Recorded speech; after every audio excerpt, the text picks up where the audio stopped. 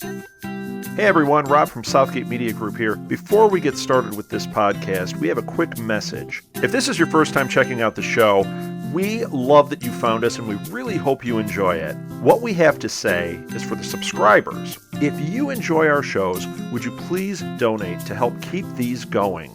We don't want to have to put traditional ads on these shows, but this does cost money. So we really do rely heavily on donations. To make a donation to the show, please go to our website, www.southgatemediagroup.com. Go to the page for the show, and in the upper right-hand corner is a donate button. It takes you right to PayPal, and you can donate whatever amount you want. Thanks a lot for listening, everybody. And now on with the show.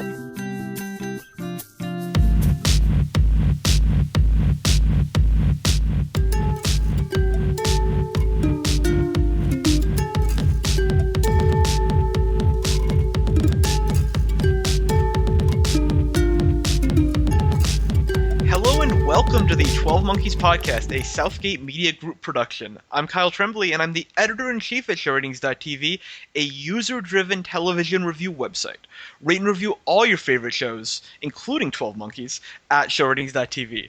And joining me, as always, is the associate editor of ShowRatings.tv, Blair Knight Graves. Blair, how are you this evening?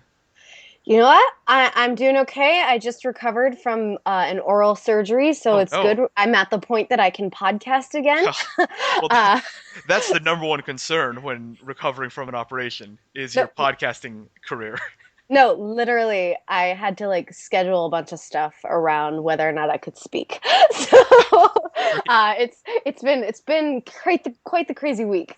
Well, I'm glad you are back talking so that you and I can talk about what we watched tonight, which is Season 1, Episode 3 of Sci-Fi's 12 Monkeys, an episode written by Rebecca Kirsch and titled The Cassandra Complex, which is interesting because according to Wikipedia, the Cassandra Complex are an electronic rock group formed by Rodney Orpheus and Paul Dillon in 1980 in Leeds, England, later expanding to a trio with the addition of Andy Booth. Blair, is that what the title of this episode is referring to, or is it something else?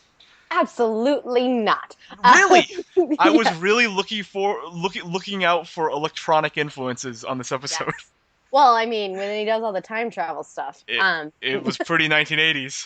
Creates some pretty sick beats. But no, what they're referring to was something that you and I discussed in our pilot episode of this podcast, the Meet the Host episode, which is that the character Cassandra is named after the mythological character in classical mythology named Cassandra, who was a character in the Trojan War story, who had been cursed by Apollo when she would not be his bride, to be able to see visions of the future and speak the truth to whoever she saw, but she was cursed that they would never believe her. So even though she saw all these terrible things and the Trojan horse and all the pillaging and, the destruction of Troy and all this war, nobody ever believed her. And because that was her curse. And as we saw in this episode, the same thing has happened to Cassandra Rayleigh. Yes, although it was, she was proven to be wrong in this instance. She was proven to be wrong, but we do know that she will be right one day. Of course, yes. She is going to be a resembling a mythological character that I know, which is the boy who cried wolf. In that famous Roman story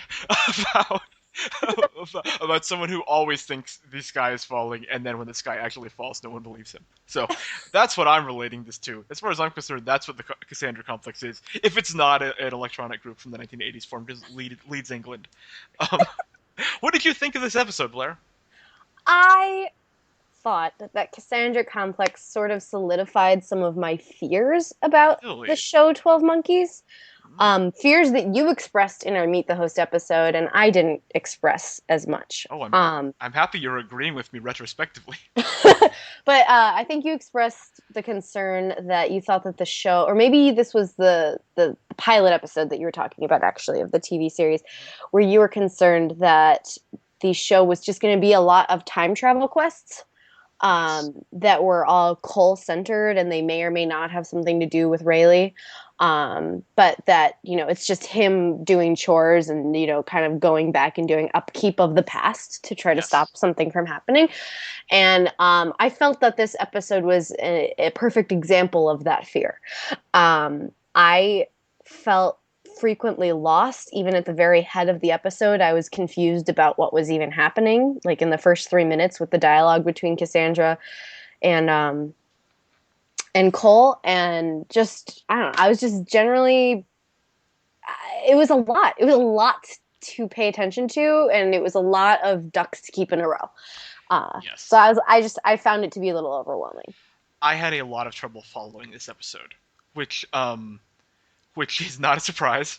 And hearing that you had trouble is much more concerning to me, because me having trouble is kind of par for the course with me in sci-fi. But if you had trouble, then we are actually in trouble. Because, I mean, we'll talk about, like, maybe we won't talk about, but the sort of Ramsey stuff later, which just totally, I don't understand anything happening in the 2043 timeline. I'm 0% on that. Yeah, it's completely unnecessary plotline in every way, shape, and form. I mean, I'm sure it's building toward, they're gonna have a conclusion and stuff, but that plot line wasn't even introduced. Like, Right. I guess this was the introduction, but I don't know who Ramsey is. I don't know a single thing about Ramsey right now. Right. Like, nothing. I got nothing to go on. I guess he was out doing patrol or something. There was, like, one line where he said, like, I gotta go there's some scavengers around, I gotta go check them out. And then we're introduced to another guy who is his rival slash coworker, I don't know, fellow soldier. And they run into each other, and then they meet a girl, and then he whacks him in the head with a. It's like I don't even know what's going on here, but I gleaned some information, and I can try to explain it to you. okay. Well, I'm glad that we're opening with this. I'm sorry for steering us in that direction, but let's get to Ramsey first, because that's the Right. big issue. Right. Let's open with the end. That's what we're doing. Yeah. So Wetley, I think, is the name of Oh. the soldier that he knocked out. What a pull! Right. I believe that was his name. I watched the episode twice, and I did not get that name at all. I was looking at I was honestly looking at IMDb because Wetley and Henri are like basically the same build and have a very similar haircut. Yes. So I wanted to make sure I wasn't crazy because I thought that it was like the same guy in the future with an American accent. I know. And they weren't, but if you look at their pictures on IMDb, their pictures are almost identical too. So I'm not crazy about that. But yeah, so that's why I know what his name is. Sure. But so they're out patrolling, and Wetley is a soldier, and they have their own confrontation or whatever. Because Ramsey is a scavenger that they picked up because they needed him for something. I don't know, because he's Cole's friend. And then Max, who used to run in the lady, she used to run in the same like crowd as Cole and Ramsey, and they were a part of the same scavenger group. Ramsey knocks out Wetley to talk to her, and she's like, I just want to be safe and have food and stuff. And he's like, I can't let you in. And then they go off. And she goes back to a guy named Deacon, who's like part of the familiar seven or the miserable seven or something like that, and tells Deacon, who is the leader of this gang of misfits, that she's found Cole.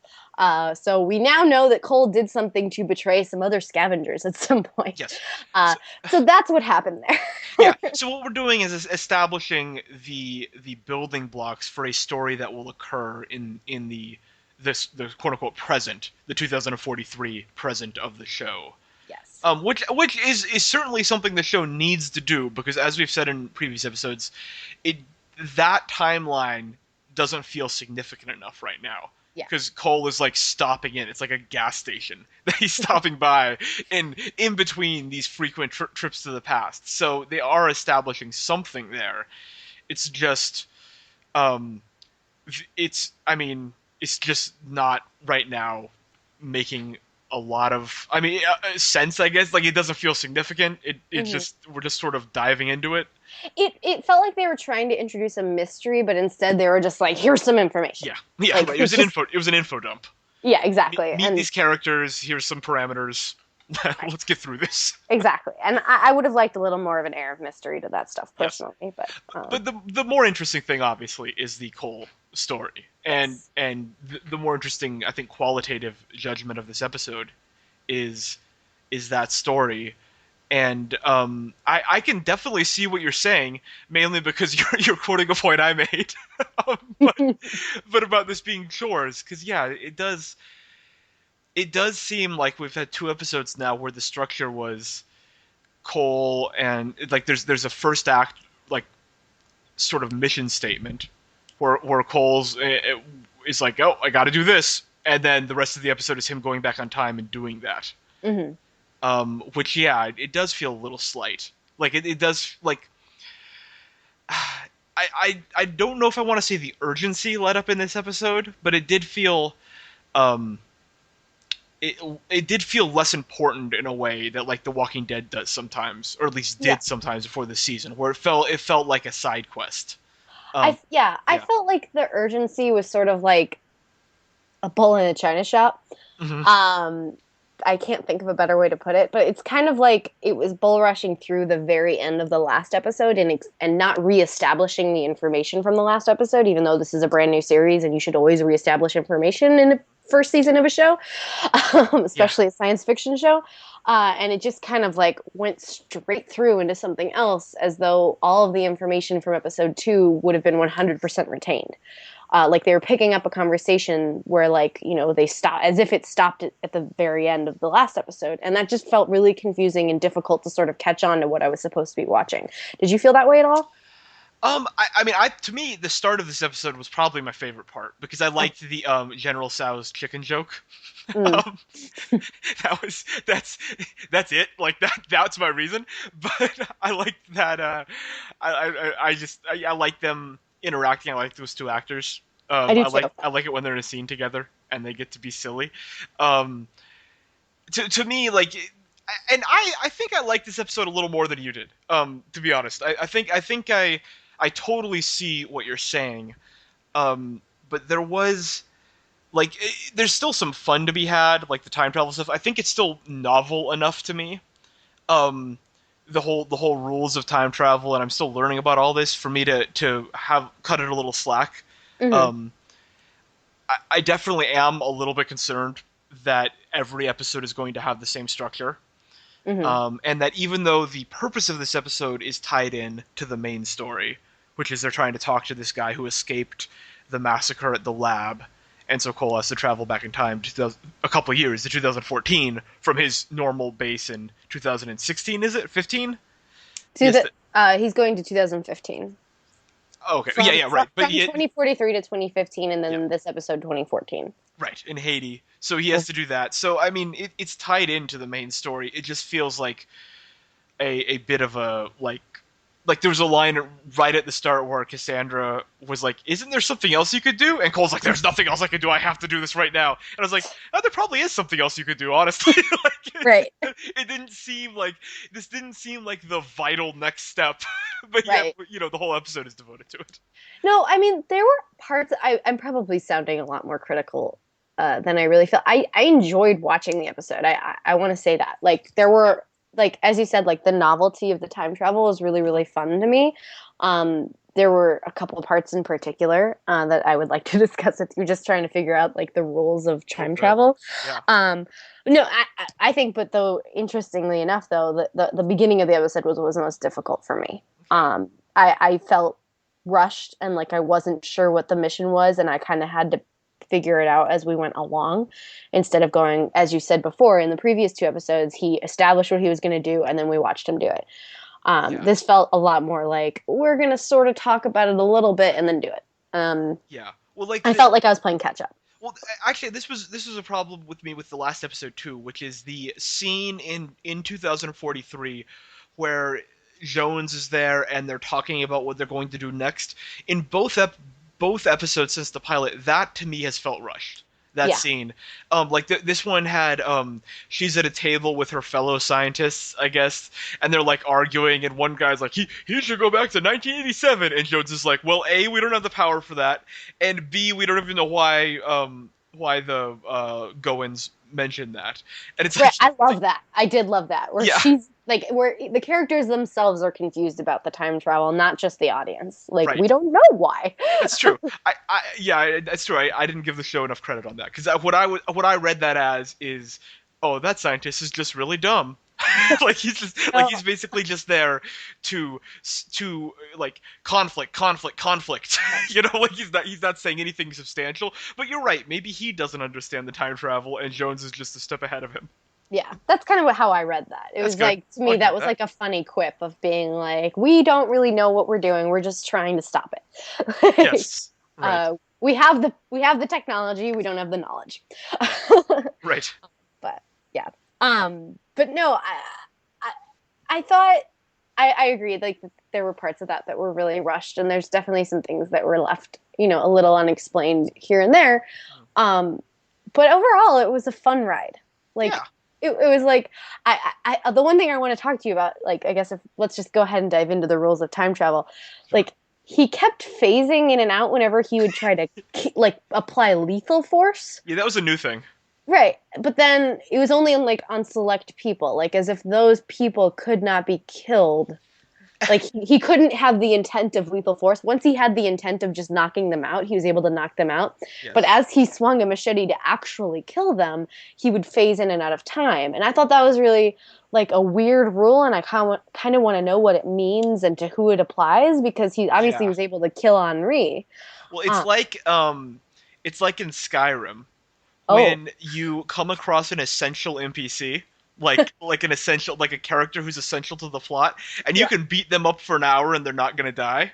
yeah. I feel like this is what I would call the Skyrim rule, which is Oh, I'm so happy. he can't kill essential NPCs, essential non him characters. so That's so amazing. that's my working theory here. I love it. Thank You you. just made me so happy. I knew that Skyrim references were right in your wheelhouse. Yeah. But that's what it is, right? Because it's this weird like view of time. And there was one line, again, I watched this twice, and the second time I was looking out for this line, and I still missed it the second time. That Jones delivered, where it's near the start. It's after it's Jones speaking to Cole, and Ramsey is standing with him in the hallway of the facility that they're in, and Jones makes an offhand comment about like 2014 something something something, and Ramsey is like, "You're trying to kill him." And she's like, "Yes." He's like, "Oh, I'm being sarcastic, haha." But she said something there that I think explained that, but I couldn't pick it up. Maybe her accent, and it was like kind of a quick line. It was like 3 words or something. But I don't know. Yeah, I don't understand the mechanics of that. I feel like the show might have addressed it, but I just missed it, and it wasn't prominent enough for me to pick it up. Well, were they trying to avoid him meeting the Pallid Man? Like, because that seems like what he was struggling with was the Pallid Man and his goons. Yeah, the whole phasing thing started during that confrontation. Right. So can he not kill that guy? Like, because one of my questions was, why didn't Cole like take every opportunity just to shoot this dude in the head? Yeah. But it seemed as if maybe, this is a theory, maybe time itself was conspiring against him the way that it did while he was trying to kill his goons. Like, maybe time is a character in this show. That would be so cool. Yeah, see, this is why 12 Monkeys is successful, because this is so trippy. And it could be totally wrong, by the way. We could be 100% off base. Well, I mean, they sort of already established that time had a consciousness when they had the 2 watches, remember, from the pilot? Right. And like the 2 things they can't touch, time doesn't like it, he says. Yes. He says you can't, and there was another thing, like you can't break nature, but you can bend it. And if time is a part of nature, maybe that's sort of the thing, is like, you can bend the rules. Like Henri was going to die no matter what, whether he got infected or whatever. So he could bend the rules by killing Henri, but maybe he can't break the rules. Yes. By dealing with the Pallid Man because of some importance that character plays in the future or the past. Yeah, but for a reason that is currently unknown. Yes. But that time itself deems important. I like this. I'm calling this the Skyrim exception from here on out. That there is a character who time has marked essential and therefore cannot be killed. Interesting. Until we're told otherwise, that's what I'm going to be operating under, and because that to me is the most interesting explanation for all of this. Like that's really fascinating to me. If for some reason time is a character, which you're absolutely right. They've been treating time. They've been talking about time as if it has a consciousness. So Well, it makes choices. right, yes. So something's going on here. Either way, that to me is the most fun part of this show. Yeah. Is discussions like that, just trying to decipher the rules and not being told them is very fun, and I think it's what's underlying everything with this show. Like that's the fun part. Yeah, and I mean that goes back to exactly the conversation where we were just saying between the scientist and Jones. Like, Right. the characters themselves have have the conversations within the series, and that leads us to have conversations about it. So, yeah, I like it. I like the Skyrim theory. Yes. Or Skyrim rule. The Skyrim exception. Exception. The Skyrim Yeah. exception. It I might like it. now. On the other hand, didn't he phase at one point during the visit to the when he was undercover, Yes. trying to hit the guy? So something. I mean, it could have just been a coincidence that it happened during the fight, right? Well, but could he? I was sort of piecing these things together. Maybe he was phasing because he was going to catch the disease or something. Oh no, he was going to see Cassandra. Yeah, he was going to. Because if he saw, maybe the phasing is when he comes close to doing something that would erase himself. Oh. That if he let's say that he does kill the goons in the fight scene, maybe that leads to him being killed. Maybe him shooting one goon, he gets shot by the other, or something like it's a direct chain of events. And the reason he was phasing is that he was flirting with his own death, and then he knocked them out, and that led to a resolution where he didn't die.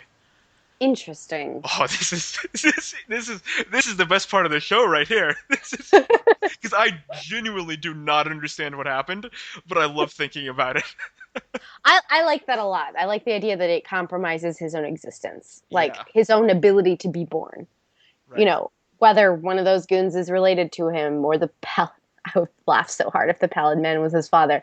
Like, Yeah. whatever it might be, like he can't. Just something, but it could be like a butterfly effect where it changed something fundamental about the future, and maybe it changed just so that he caught the disease when it was released and died in his infancy and just never came to live.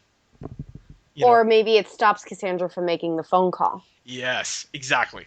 Right. So, like, if they find those bodies, right? Right. It changes. Yeah, there's a whole chain of events that occurs that didn't actually occur in the timeline that we're currently in. Right. Oh. Interesting. I feel like this show should be watched while you're high. Like this would be a great show to talk about while you're high. I feel like there should be a drinking game to it. Yeah, probably. Speaking of, I think earlier we sort of ignored an elephant in the room, or an elephant to you and I, maybe not to our listeners. And I'm thinking drinking game because the writer of this episode was Rebecca Kirsch. Yes. Who is known for, if you'd like to call it that, her last job. Her last job was the executive story producer of the NBC the horror fantasy sci I don't know, horror historical horror Dracula. Yeah. #coolant. Kyle and I and a couple dozen people on Twitter developed a game called the #coolant drinking game, where every time they mentioned the word coolant and a bunch of other rules, you would drink while watching Dracula. Yes. In any event, whenever you watched Dracula, you got drunk. Absolutely. Which is the only way you could get through watching Dracula. So it worked out. Yeah, 100%. Maybe I would say, and I don't mean to, and I don't think, I think Rebecca Kirsch was a story editor. She wasn't even. She's the executive story producer, so she approved all the stories that went through, but she did not write the dialogue. We can't blame her for Dracula though, which was probably, all things considered, the worst drama to premiere in the last 5 years. I'm just gonna say it right now. Like that show was so bad. Yeah. And I'm glad that we didn't choose to commit to a podcast about it. the way we did 12 Monkeys, because 12 Yeah. Monkeys is quite a bit better than Dracula. Yeah, no, 12 Monkeys is fantastic, but I think what I mean by the elephant in the room, though, is that a lot of the confusion and weirdness Good and point. lack lack of urgency that I felt in this episode are definitely feelings I always had whenever I was watching Dracula. Oh, they were the defining. That should have been the poll quote for Dracula on the posters. Confusion, lack of urgency. Yes. So I think, I wanted to point that out there. Yeah. Something that you and I do on our podcasts whenever we can is discuss the writers and try to figure out where they came from, what might have influenced this episode. We have had in our previous podcast, on the Strain podcast, we were able to connect the very well written episodes to who we realized were the very good writers of the show. Yeah. So it's going to be interesting going forward with 12 Monkeys to be talking about who's writing which episode and see if that changes the feeling of the episode or the pacing or the sense of urgency or the character development. Yes. So I thought I would point it out. Yeah. No, and it's worthwhile. I mean, we're so early that it's, can't draw any conclusions at this point. And like this wasn't a disastrous episode by any means. There's a lot of good about this episode, a lot of fun Absolutely. stuff. I do think this was, I mean, like just with that time traveling sequence, like to me, like when this episode got going, later on, like when the fight scene and the twist at the end where it was Cole who shot him in the head, shot Henri in the head. Mm-hmm. So that was very emotional. Yeah, I thought like that. This episode really did get going at some point, and I liked a big chunk of it. So. No, yeah. I agree, and I really liked watching because we've seen Cassandra when she was first held captive, and we've seen her in the future now with Cole, but we didn't really see the period of time where people started to call her crazy. Yes. And so that was a good bit of character development. And I think that's one of the hardest things to do for a show is to make a character be sort of catastrophically wrong about something. Mm-hmm. And panicking the way she was, especially a female character. It's really easy to fall into sort of the panicky woman TV archetype. Yeah. And write her as like really annoying and obnoxious. I'm thinking like Lori from The Walking Dead, or a variety of other female characters over the years. Skylar White at times in Breaking Bad. Juliet on Grimm at times. Juliet on Grimm, yes, for our Grimm fans. But I think that entire sequence of events worked, even if it was at times painful watching her freak out, because like you said, we already knew that she had this breakdown, and it makes complete sense that this is how it happened. That she wasn't like stewing in a room just getting crazier and crazier. She was out in the field, and she was just hypersensitive to the idea that any kind of infection could be the end of the world, basically. And so she was jumping to conclusions and being a little reckless, but she was also worried about the world and like had her heart in the right place. Yeah, and but what I thought was also really interesting, since we're talking about the fact that she's a female character, is we frequently see with female characters that they're discredited or not taken seriously in their field at all. Right. And one of the things that I thought was cool was that she seemed to be pretty much in charge. Like she was the boss of that environment, and she was the one who was getting everything done and making sure everybody was taken care of the way that they needed to be taken care of and getting the medicines they need, temperatures taken and getting logged in and all that stuff. Like she ran the room. Mm-hmm. And then they realized that she was wrong, and it wasn't because she was bad at her job, right, or because she didn't know what she was doing or she was incompetent, which female characters frequently, male characters will always say that to female characters.